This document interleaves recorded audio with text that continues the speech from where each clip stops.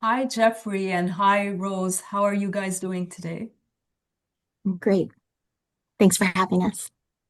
I'm doing all right as well, and I thank you as well for having us. Oh, it's very nice to meet you, Rose, for the first time. And Jeffrey, it's very nice to have you back again as a guest.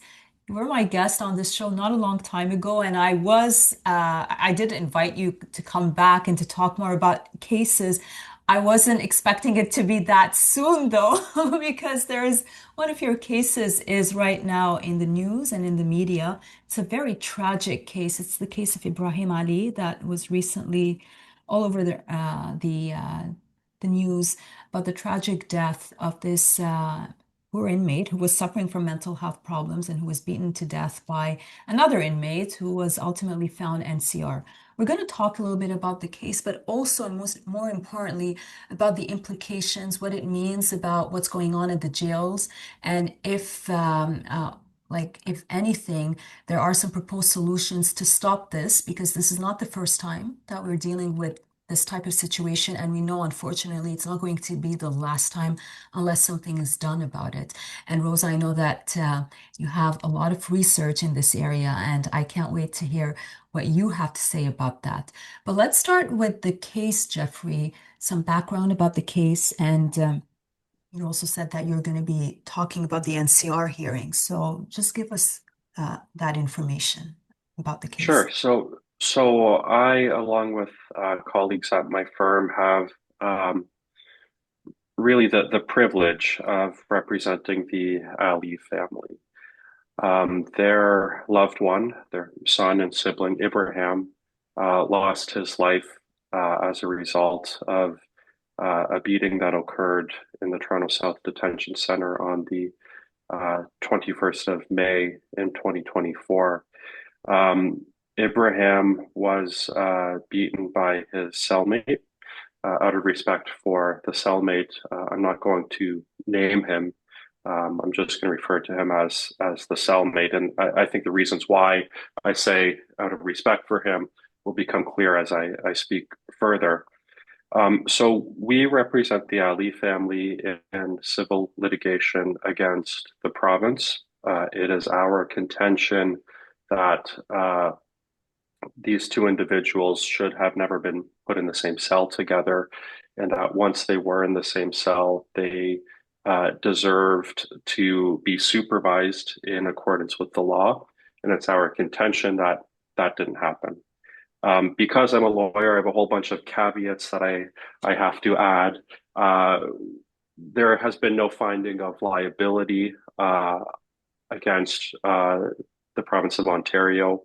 A trial has not occurred in the civil case, and everything I'm discussing today is public as a result of the NCR hearing that occurred on May 8th of this year in the Superior Court before Justice Kelly. The NCR hearing was supported by an agreed statement of facts. An agreed statement of facts, as you and your viewers will know, is a document that the Crown and Defense come to. They come to an agreement to put certain facts before the court.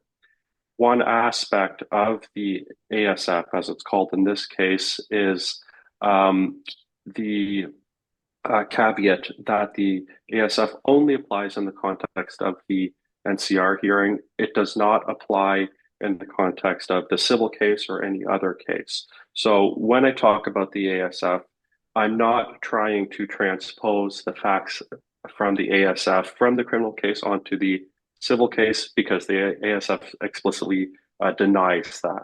So those are my lawyer caveats going into this discussion. Um, One thing I want to raise immediately, though, is the relevance of this discussion, because already it seems like the loss of Ibrahim is in vain, because we saw in the news this week that an 80-year-old is now blind as a result of an interaction that occurred with his cellmate. His cellmate was experiencing mental health problems and is now in KMH, where perhaps he ought to have been to begin with, and not in a cell with another person. So um, it's a very frustrating situation that things like this keep happening.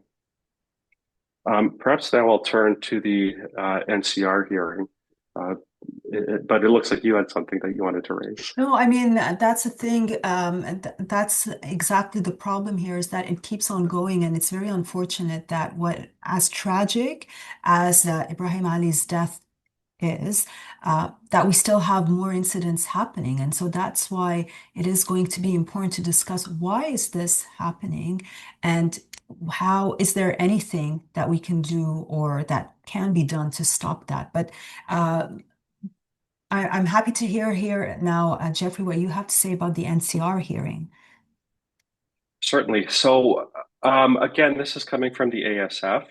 And again, the facts only apply in the context of the criminal matter. So, where the beating occurred was on a unit called A3A in Toronto South. A3A was a special needs intake unit, meaning that individuals with mental health issues were placed on that unit where they would receive more monitoring by staff, uh, presumably also by mental health staff, emphasis on the word presumably, um, in an effort to determine where they would be placed in the prison.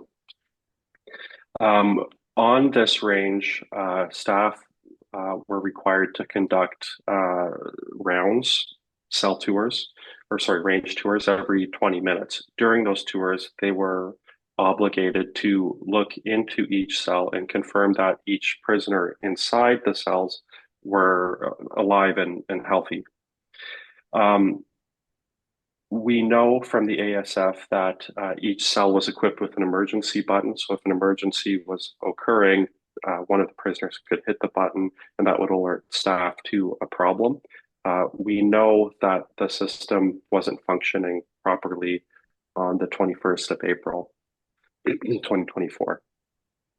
Um, Ibrahim had been moved to A3A that day because his mental health was deteriorating. So he was on a range that was for higher functioning individuals.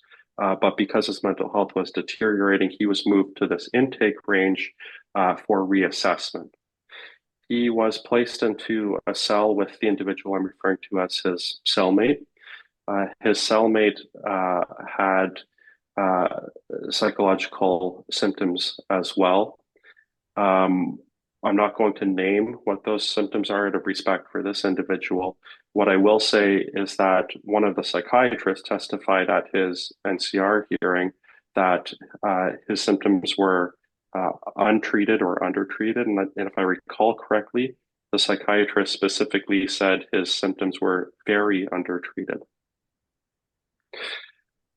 Prior to the 21st, Ibrahim's cellmate had exhibited problematic and symptomatic behavior, which resulted in the cellmate being moved from a higher functioning range to A3A, where he was put in a cell with Ibrahim.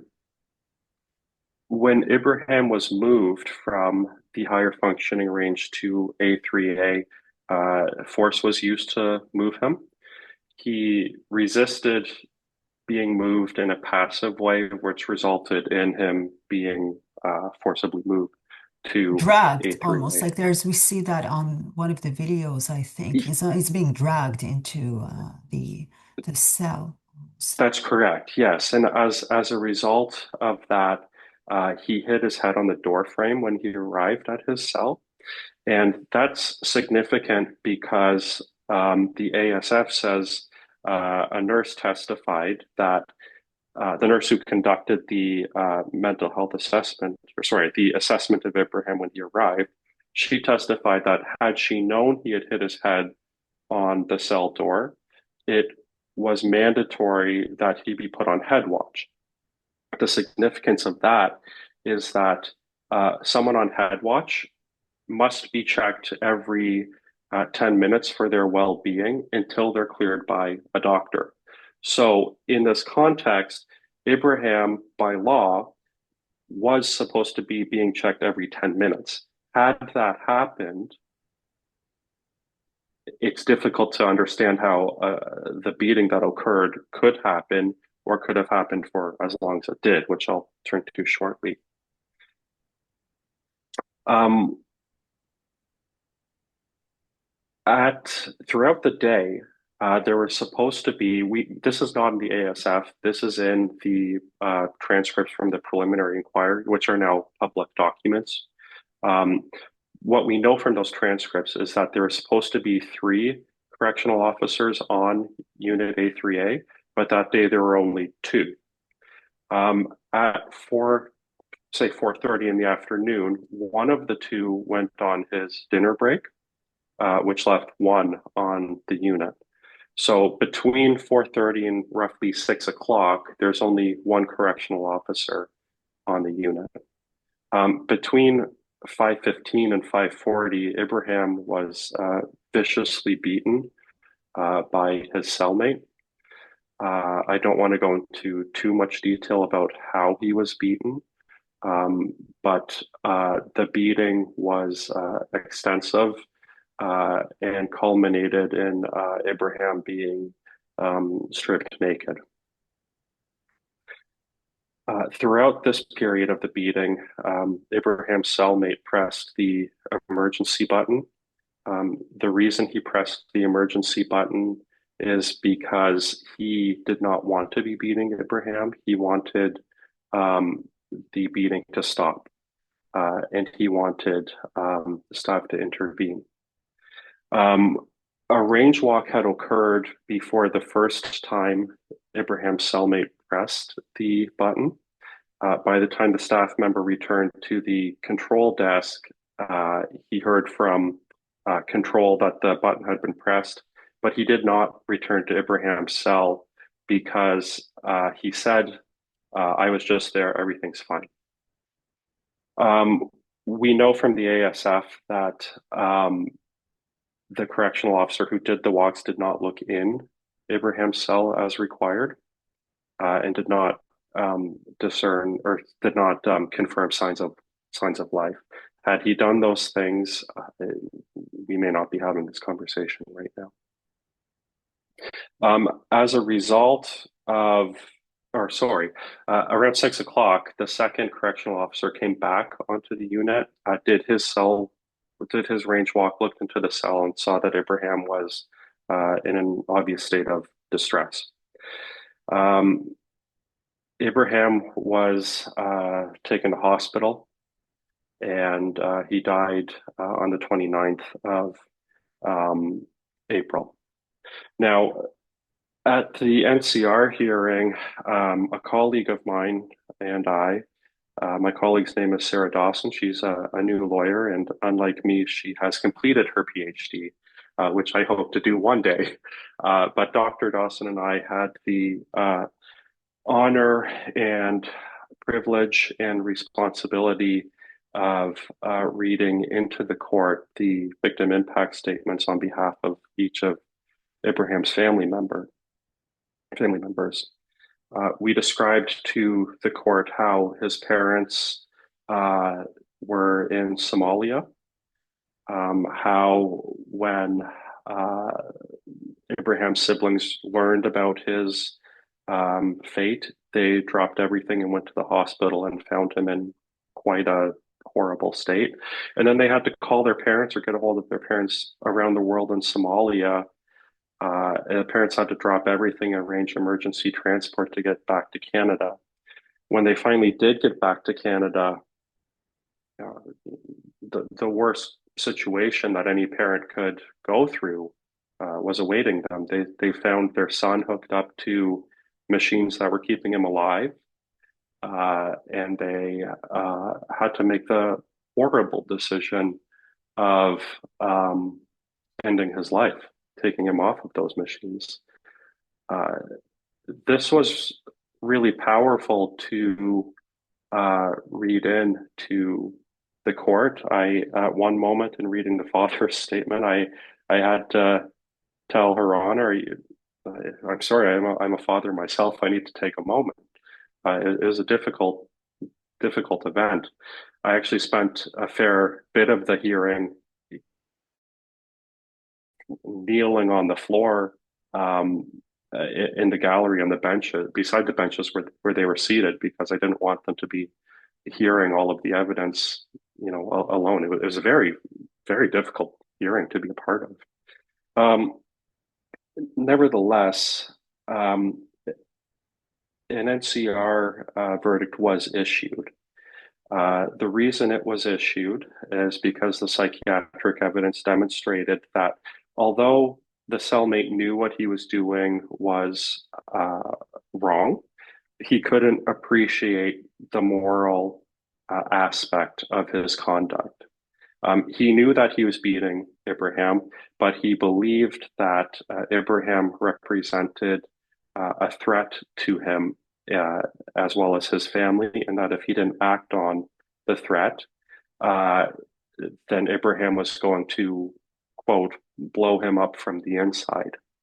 So the NCR verdict was issued as a result of that. And I will say that uh, it is the reason why I have referred to the individual as his cellmate versus, naming him is because it's quite difficult to view this individual as the bad guy in this story.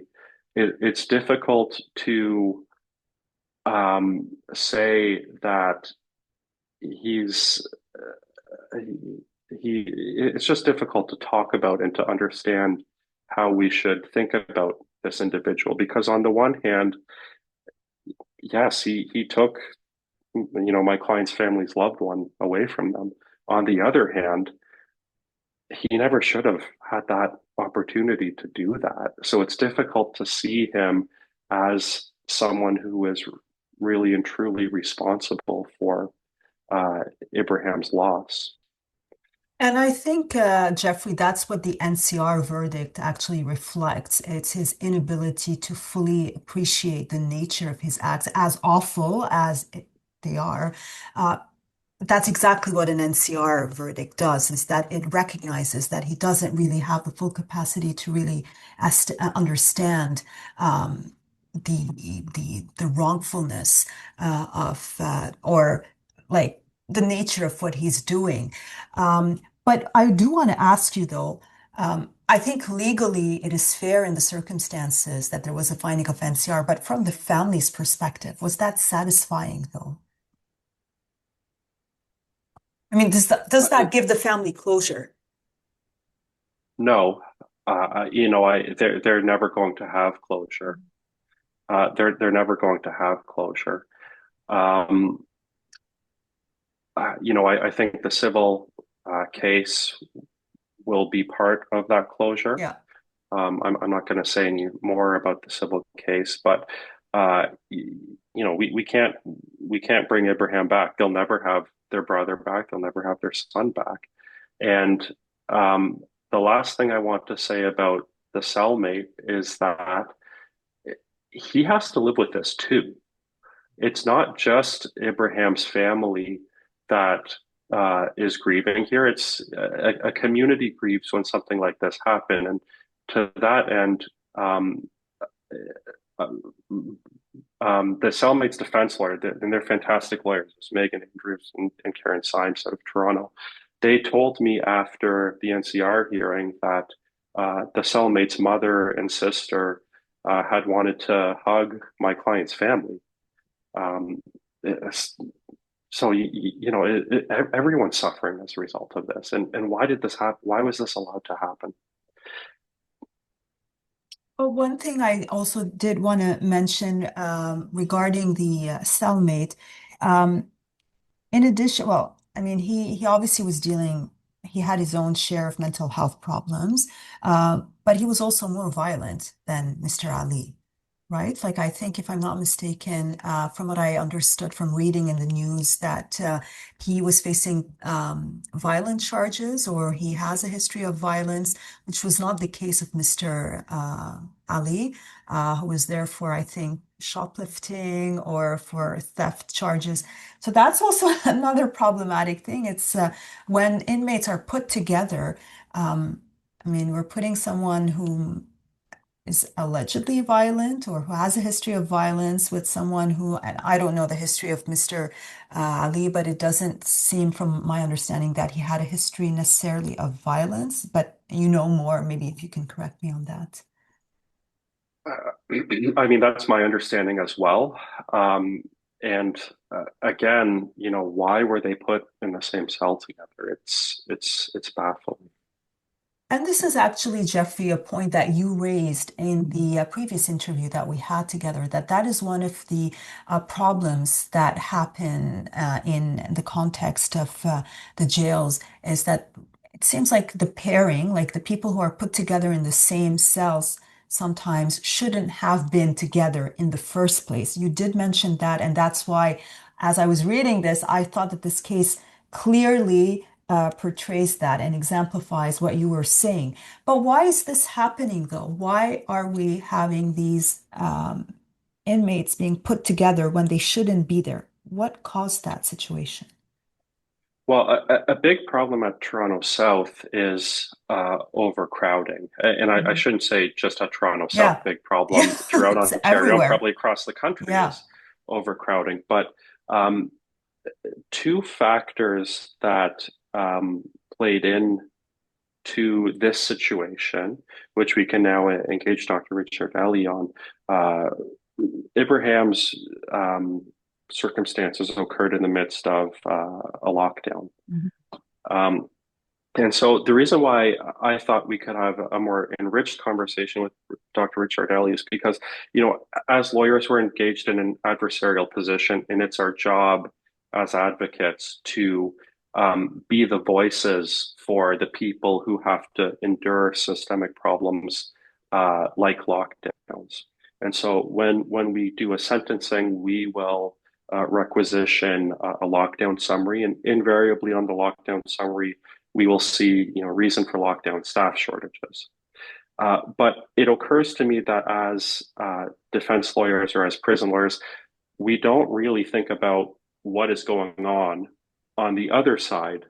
Why are these things happening? And I think that if we want to understand the situation in totality, we need to understand why these things are happening in the first place. And there is no better person potentially in Canada to explain that than Dr. Ricciardelli. Hmm.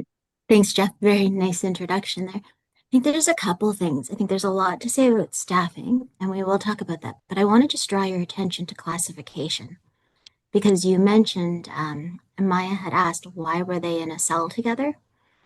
You have to remember that every challenge we see can be tied back and will be put on some staff member. And a classification officer has a very challenging job. Think about the overcrowding. We know there are over triple bunking now. So we have extreme overcrowding. And you have someone who needs to coordinate a very, very complicated sleepover. And every decision you make can determine someone's safety. So it would be impossible to coordinate such that a person who is potentially violent is always placed in a place, like, what do you do, right? So you have potential violence. If you have an individual cognitive functioning, prefrontal lobe development, it's one thing because that rationalization, that aggression can happen, that violence can be a response. But when you're trying to coordinate, and when we're getting to this notion of staff shortages, you're also now trying to coordinate individuals based on largely what they report and what is institutionally known. And you don't know for certain, right? Coordinating a bunch of people where certain people need to fight or kill each other is really challenging and really problematic. If you're looking at coordinating and we see clear mental health concerns, other such challenges, it's psychosis, non-criminally responsible. We don't have the infrastructure to house people in a humane manner, which we don't house anyone humanely in this country, really, but housing someone in a manner that, let's pretend it could be humane, but also in a way that ensures their safety. So now you have the security staff whose main job in any circumstance is preservation of life. So staffing is a bigger challenge than we even understand it to be. We have multiple problems. One, we do not backfill positions when people are on leave. So under the government, we have to, federally for sure, we have to maintain a person's position for them to return to when they go on leave. So there's no backfill. So if you look at the roster in any service, we know that mental health screening positive for a mental health disorder is approximately 60% of our security staff. 60%. 2 in 3. We also know that they join this job, 90+% of them, to make a difference in somebody's life. So now you have security staff who want to make a difference, who are put in conditions in which they cannot do their job as they are trained, nor as they intend. So this death, that officer who didn't go back and check, the classification officer who placed them in the cell, every person who could have been there, the third person that was not staffed, there's going to be so much harm. And there's so many people who are not going to be well. But you have no backfill. Then if you look at the roster, so we take our individuals who are on leave, let's be gentle and say 15%. We know the percentage is significantly higher. But so now we're already down to 85% capacity of staffing. Now take the group that calls in sick for shifts. Let's pretend it's only 15%. Either way, we are down to 70% staffing levels. And we have not dealt with people who are sick, people who do need leave, who are still working, and all of these other challenges. So you're trying to put people in a 24/7 capacity facility, which is basically, it's kind of like a prison with a hospital, with a school, should have. We don't do it, we kind of suck.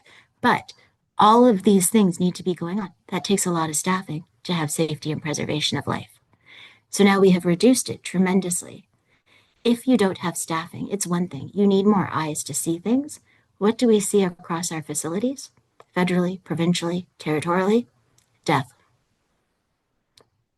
People are dying because the government is not giving adequate money to fund security in the prisons. Mental health is very, very important. We do not have adequate staffing and people to deal with mental health, but security has to come first because someone who is dead cannot be mentally healthy. You cannot help a person if they're dead. We need to keep people alive. We need eyes. We need people looking. They need to be aware. They need to be awake. A 24-hour shift does not make someone perky and able to intervene quickly. It's not feasible. Just because you have a 24-hour shift, mandated overtime, forced overtime. Now you got an officer being forced to stay back, missing their kid's birthday, no wife, husband, partner, whatever, gonna be real pissed at them. Kid's gonna be disappointed, and you are holding them back so they can concentrate on providing care, custody, and control to individuals. And we haven't even started to touch on the healthcare challenges. This is also the provincial system. So what are we doing in order to support and help and respond because of all the cuts going on federally? Instead of, we have a government, we'll go on the federal side, invest in the RCMP, 1,000 positions. Sounds dramatic, probably doesn't even deal with their lack of backfill.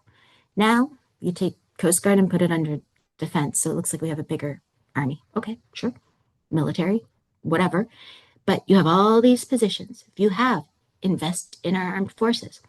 So now we got more police, more armed forces. You will see more things, have more opportunity to reduce crime on the street. Where exactly do we put them? Oh, where there's a 1,035, I think it's 135 million, 0.8 or something cut from CSE. And that trickles down onto the provinces and territories because they start there. So what exactly are we doing? How can the 27th richest country in the world put people in the conditions of confinement that we do? It is absolutely disgusting in so many ways. And as a society, to not find this problematic is also a significant challenge. So we have people living in terrible conditions without the proper security to keep people alive. Well, that is actually the what I find is really outrageous is that there isn't a lot of public interest in these issues when they're really very important. But I also wanted to ask you, Rose, that there is also these talks that we hear sometimes of building more jails. Is that going to help? Is that a solution? It just seems that it doesn't make sense with what we just heard from you right now, that with the So shortage, I mean, if we don't have enough staff for the jails that we have now, are we going to have staff for the new jails that are going to be built? So that's really, really complicated. In Toronto South was a primary example. It was very hard to get that staffed when it first opened. We have a massive retention problem. Mhm. You cannot recruit your way out of a retention problem because retaining people is not just about capacity and bodies, institutional memory, knowing how to do things, understanding what works and what doesn't. Recruits will not have that. The other problem is with a retention problem, most people leave within the first 2 years of in the Well, okay, field. I do have a question So here. Is the issue more that there aren't a lot of people who want to do the job, or there are people who originally want to do the job, but then once they start doing it, it's too difficult or it's too challenging that they just either have mental health problems and cannot continue, or they just lose interest and they want to do something else? What is the problem here? there's a lot of It, problems. It's not it, and simple. if Go it's ahead, the Jeff. sec and if it's the second point, if people are leaving, what's the reason? What's the why? Yeah. So there's a lot. I could be here for a long time. So first thing, one of the realities is, so for example, let's talk about CSC or provinces, territories, whichever. But most people have not gone to prison. They do not know what prison is like. Yeah. So we continue to hire people based on their imaginations and are surprised when their imagination was inaccurate that they leave the profession. Like, yeah, sure, whatever you imagine it to be. Like, maybe they think it's Prison Break. Maybe it's Orange is the New Black. I've never seen, you can name it Shawshank Redemption, you name it. I've never seen any prison that has these characters and these conditions, right? So maybe one, we need to expose people to the realities of prison before we spend all the time training them to ensure that they are able. We need to do more to improve the conditions of confinement because watching someone in severe human suffering day in and day out and just being in prison is deprivation. Yeah. You take someone's family away, you Yeah. take away their children, take away everything they've worked for. And I am not saying abolish prisons, end it. There are people right now who require segregation from our society in order to be safe and to keep other people safe. I do believe that everyone should return to society, but not everyone's ready at this exact moment, right? So there are so many things that are happening within this space. It is not surprising, especially in the first few years as you're being introduced to it. Also, human reaction is flight, flee, or freeze. Unfortunately, as in most occupations, I can guess and I don't even know. As a lawyer, you have much sympathy for your client. Doesn't matter what they did. But we look at a colleague, they give us a nasty look, and we're not going to forgive them. So humans could be kinder to each other, and it would go a lot further. That same understanding that people have towards people who are made vulnerable by systems in their own actions are also, we could direct it to everyone else. One of the challenges, however, is the public perception, which is what we were speaking of slightly before. I was explained by correctional workers, very clear. At recruitment, bright-eyed, bushy-tailed, gonna change the world. A little hard to retain anything you're trained on when you have no clue what it actually looks like. Same, have you guys ever been in an ambulance, like a back of an ambulance? If I told you how to stock it and gave you pictures and told you all the things where to go and how to get that ambulance ready to go on the road, once you go to the ambulance, you still don't know because it doesn't make sense. You've never been inside. If you learn how to stock it inside it, you know it. We have so much jail terminology. I had a new person who's never been in prison. They don't even know what a sally port is. They don't even know they're going through a door. So how are you retaining all the things you're learning when you're just trying to figure out what the terms mean? So we could do a lot better by introducing people into that space. Public perception, as explained, bright-eyed, bushy-tailed, they are going to change how people see correctional officers because they are now one. Go a year later, You hear about the bad media, this, that, having no voice. This is what's wrong. 3 years has explained to me consistently. 50% of the population wants you to be an officer with a baton, banging away at the notorious people that everyone loves to talk about. The other half wants you to be caring for their loved one and working on their rehabilitation, whatever that looks like. So no matter what, 50% of the world, 50% of the population is not going to agree, however you're positioned. And that is hard. That is difficult. Why aren't people caring? Because you have a punitive side, probably like better off that a person has passed, which is tragic and disgusting. Yeah. And you have the other side who will care, right? It's not just also the punitive side. I find, again, maybe that is my personal perception.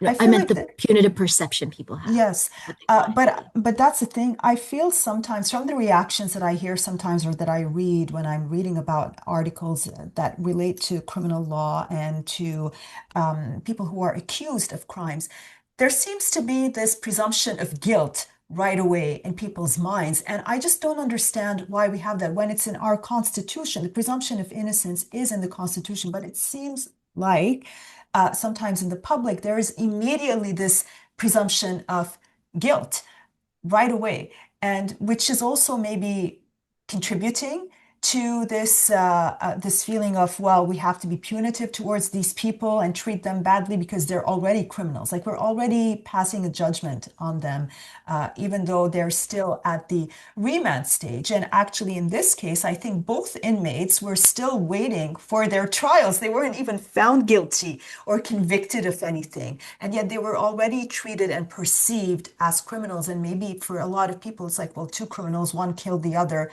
Who cares? Who cares? That's the problem, though. Yeah. It's also really challenging because people might say, oh, there's perceived guilt. They wouldn't be in prison if they hadn't Exactly. done Done something. something. Right. There's something that has landed them there. Exactly. And thus we have wrongful conviction Yeah. going strong. But if we really looked at miscarriage of justice, of people being found guilty of things they did not actually do, and we looked at pleas and what people actually did and what people are charged, our justice system, actually all our legal systems are kind of challenged, no Kent matter Kent what. Roach Kent Roach published a book on that, induced guilty pleas and miscarriages in 2024. So big problem. Oh, I'm glad you did that. I haven't seen that one, But but very important. on the public perception, though, what can happen to change that? Because that's also, I mean, it's not the main factor. It is in a way, in the sense that maybe that's also one of the reasons why the government may not want to be, is not that interested in helping that much, because the public, there's no appetite on the part of the public, maybe. I don't know, but there has to also be a change in the way people perceive people who are accused. Again, we're talking here about people who are accused with crimes. One place we are not going to get that change originating from is the provincial government. Doug Ford continues to say things about our existing jails and the ones that are being built. I don't have the exact quote, but he has said numerous things like, stack them 10 high, they're criminals. It doesn't matter how they're treated inside. So I don't know what the solution is, where the change will originate from, but I can tell you precisely where it will not originate from. And that is problematic, right? Because if the premier himself has that point of view, I mean, how do we expect that that's going to, how is that going to influence the people who are listening to him? Yes, yes. Well, and I think one of the biggest problems, if you look at these polarizing views of prison and of people who commit crimes and people who are violated, and look at how people view and perceive them, we would have to look very strongly. As everyone said, you can tell a lot about a country by how Exactly. they treat their most vulnerable. So Canada can really reflect on how we perceive, how judgy we are as a society, how much harm we do to others. And I don't know if citizens are willing to take the accountability and recognize themselves as something other than. A politician can quickly and easily argue if it's between a school and daycare, if it's between a hospital needs and a prison, right? But if you move that away, if society looks at caring for our vulnerable, I refer to the Canadian way as hatred with a smile. Yeah. it's, I go to prisons around the world. I've seen horrible conditions of confinement with a lot more going on and much more positive. And I've seen massive changes, massive changes. Think of Romania from the communist revolution in 413 to Romania today. There are so many realities and there's so much we could do better. But it's also about because the people are the people voting and those platforms are what we vote for. So everyone has a responsibility if they choose to use it. So prison expansion is very complex. Yeah. But from your experience, from having viewed prisons in different countries and in different systems, um, what do you think is a model that could help if we, for example, wanted to get some kind of inspiration from other systems that work differently? Because I think there are some European countries that treat their prisoners way better. From what I heard, I haven't done research in that area, but from some readings that I did, that apparently there are some places where the conditions, they have a completely different approach, let's say, to prisons and prisoners. So maybe you can tell us a bit more about that and what you think that we can maybe get We inspired. can learn. Yeah. I think we can learn from just about every country. Mhm. We can learn from San Quentin and the father-daughter dance they do because it's beautiful. We can learn at the DBT that every single person who interacts with youth is trained in Texas Juvenile Justice Department. So every one of those youth justice officers are trained in DBT to help kids. We can learn from every African country that has better, stronger rehabilitative programming than we do here. There's no suicide crises among staff or prisoners in the African countries. There's more rehabilitation, more people getting educated, more things that people can do. And oh my God, we could learn how if you give people purpose, you give them hope, they're more likely. Uganda, 26th poorest country in the world, has a recidivism rate of about 15 Percent? because yes, 15.4 last year. They literally have such a low recidivism rate because they give people skills and hope. When they talk about learning discipline in a Ugandan prison, it's not discipline like you're being disciplined, it's learning to be disciplined as a person, to regulate, to calm, to listen. Imagine if we did what they did, where when someone But comes why inside, we aren't don't we do. though? Why aren't we doing this? I mean, and another problem that also leads me to another question that I have for you, Rose, that I mean, one of the complaints or the problems that we experience with our clients is that there aren't enough programs. There are clients who There's do. no programs, Yeah. none. Oh, It is yeah. Well, ridiculous. I agree, but that's not what they say, right? Because I mean, we're always opposed by crowds who say, oh, they can find the programs they want. They don't need to go out. Like they'll get the treatment they want in jail. They have those treatment programs. They have also rehabilitative programs, and they need that for parole as well. But there aren't enough. Or you're just saying There, that there are not. we will, and we should never do it. We'll propose a sentence of 2 years to go to the federal system for programs. So now we're cutting programs in the federal system. And the programs, we all know, we're on a backdrop. We need more programs, and the ones that are there are not great. We already Yeah, know that. yeah. We know there are problems, right? So we need to do more. And it's simple. I don't understand how the 26th poorest country in the world has so many rehabilitative programs above and beyond anything I've ever seen. You want education, you want a university, you get transferred to the school by the McCary, by the university. Well, you learn to make shoes, learn to sew, do hair, basket weaving, carving, carpentry, you name it. It is all happening in there. You know who the electrician is who checks on the machines for the cooking? It's a prisoner. So when you come in, they ask you what you did on the outside, and you do that inside.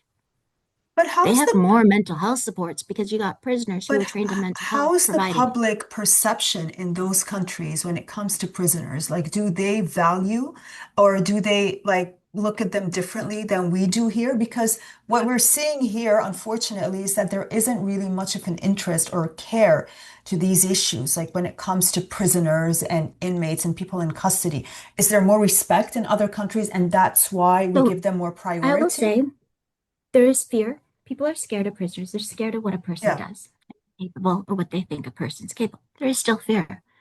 But what's different is there's a lot more heart and a lot less judgment. Makes all the difference. You know what I love? Lots of countries. Istanbul. They don't. Um, Bucharest, Portugal, etc. Tell you what does it. There's phones in cells. Phones in cells. Mhm. Tell you, same company who With does it. internet or just Just like telephones. Mhm. Telephones in cells. So you can have your hour with your approved list privately in your cell. And even your lawyer? Because here it's even a challenge for a lawyer sometimes to speak with their But own clients.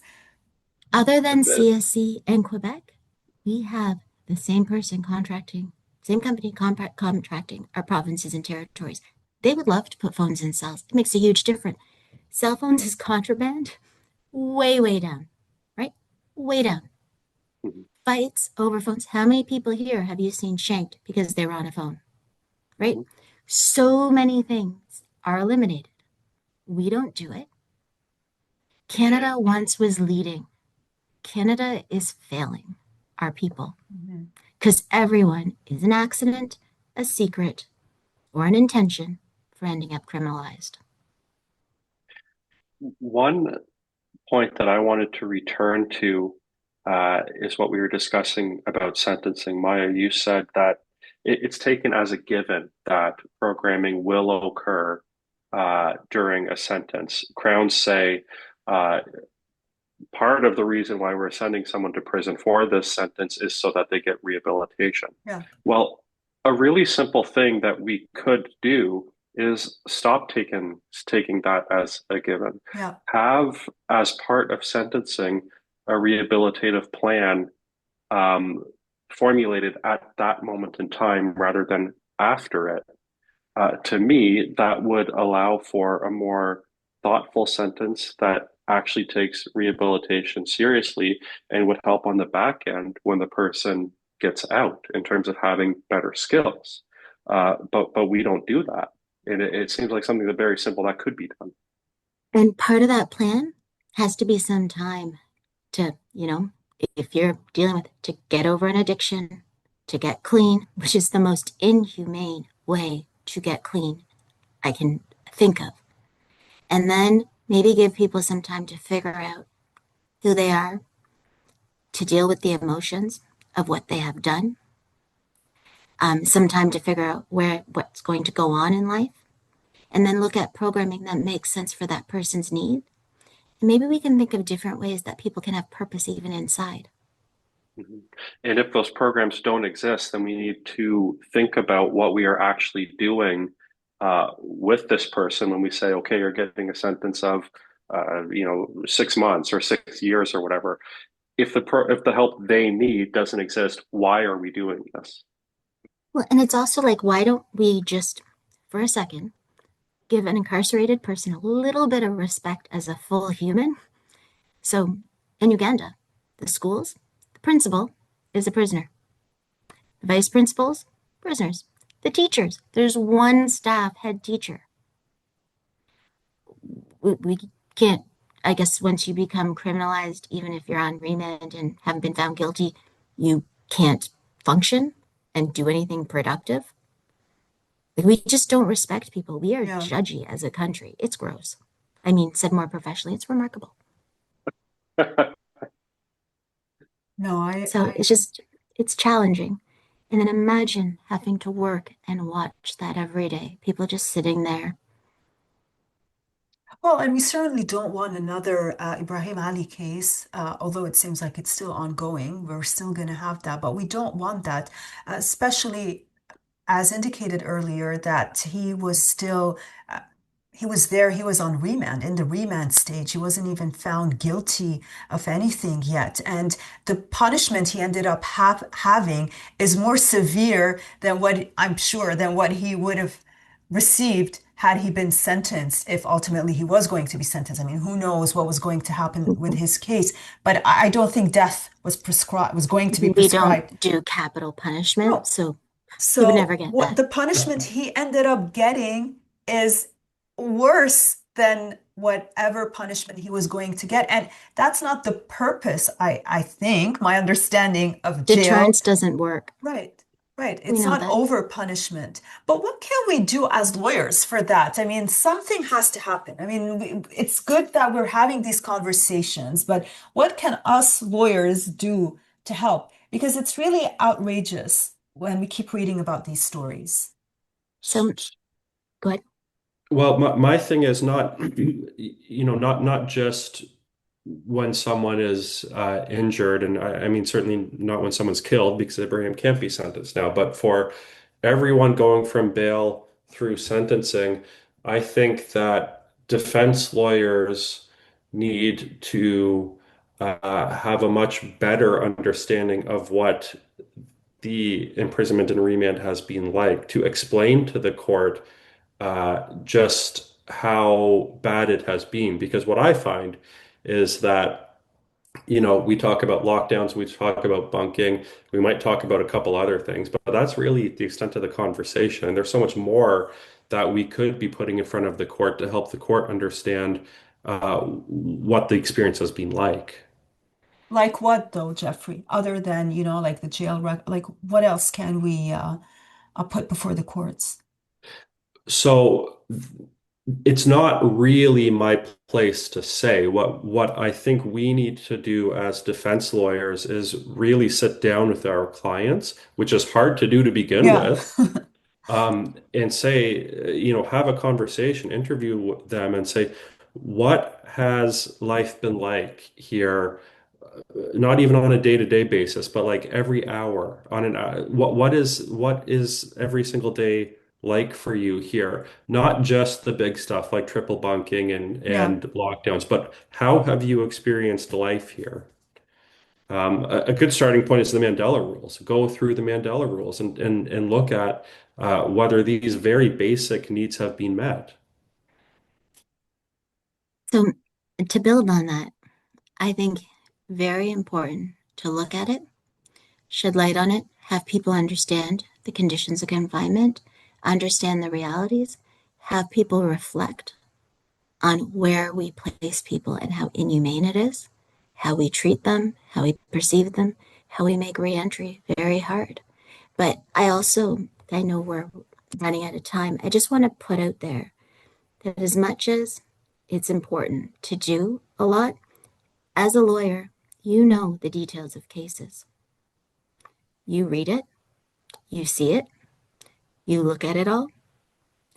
What are we actually doing to ensure that lawyers remain healthy enough to do their best for their clients?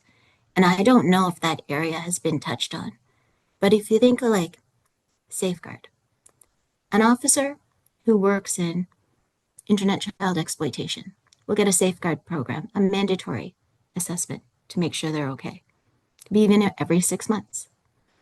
That person who looks at stuff and then gets a perpetrator, meets them for a minute, puts it together, puts the cuffs on, gets them to the prison, needs safeguard because they're exposed to all these things. Yet the program officer who gets to hear about the sex offender's fantasies doesn't get safeguard. And the lawyer who's read every detail of the case and probably had to listen to a lot of fantasies doesn't get safeguard. So, what are we doing? How are we keeping you guys healthy enough to actually provide the services that are so necessary for defense? So, as much as, and I always find that when people really care about another population, it's really easy that they forget about themselves.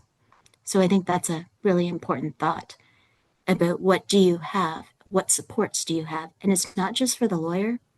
That judge cannot show a single expression. And what about the paralegals? What about the legal assistants who are reading 10 different cases the lawyer might be reading one. I know it's not like that, but do you get my point? What are we doing to keep that population who are providing a service within a rather colorful legal system, colorful court system, very colorful reality that I'm sure has never frustrated anybody. How are we keeping them okay? You're dealing with the same people as the officers, and 60% of them screen positive. Same people as the police, and I think we got like 40% there. So what are we doing? I think it's important to reflect back because whoever wants to put up the fight and try to do good for others, they can't if they're unwell too. And they also need to have not just their well-being, but the support and the ability to do so and not be, I mean, there shouldn't also be laws that prevent them or make it more difficult for them to do that work because what we're seeing is that there are a lot of lawyers who do want to do more, but then we're being constrained either by directives or by policies that sometimes crush the work and the ambition that Or many how of do you them. get paid? Exactly. Well, that's a way to constrain, right? Yeah, Like, I for mean, sure. that's the number one way you can just prevent someone from doing something. There are a lot of people who are very enthusiastic, but then if they don't have the resources to do the work that they want to do, they can't continue to do it. I mean, One of the things that I believe is that change will only come if it becomes too expensive to maintain the status quo. mhm. And I'm not going to pat myself on the back here, but I would think that if more lawyers in this space were to take the risk of starting a practice or having a partial practice in which they sue prisons for damages, that would be a step to making the status quo more expensive to maintain. But my God, it took years and a lot of money and a lot of sleepless nights to get that practice up in the air. So that's a huge barrier to people, lawyers, doing this kind of work. So, final thoughts from both of you on this. And I have to say, this was a very, very interesting and intense discussion. I really enjoyed chatting with both of you. I've learned a lot from this discussion, and it just made me aware of really, I mean, I already know I'm pretty much aware of how bad things are in the prison from dealing with my clients.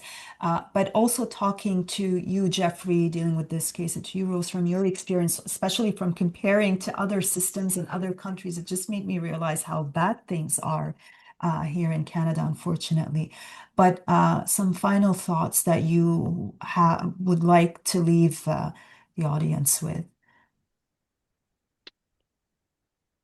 I would just like to take a moment to honor Ibrahim and say that um, every case is important. Every case, Yeah. as you know, every case that you do is important, but there are some cases that are extra important to you and that are actually a privilege to be entrusted with the responsibility to do. I didn't know Ibrahim, but I am honored that I can be the lawyer that gets to work on this case.